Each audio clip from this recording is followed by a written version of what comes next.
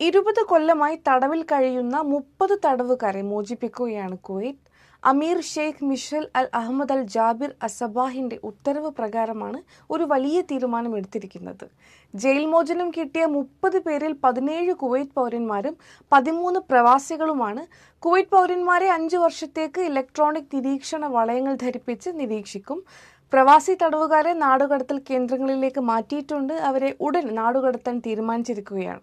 20 വർഷം തടവിൽ കഴിയുന്ന 5 പേരുടെ കാര്യത്തിൽ തീരുമാനമൊന്നും എടുത്തിട്ടില്ല. അവർ തടവിൽ കഴിയുന്നതിനിടെ മറ്റു കുറ്റകൃത്യങ്ങളിൽ ഉൾപ്പെട്ടവരായിരുന്നുവെന്നാണ് വിവരം.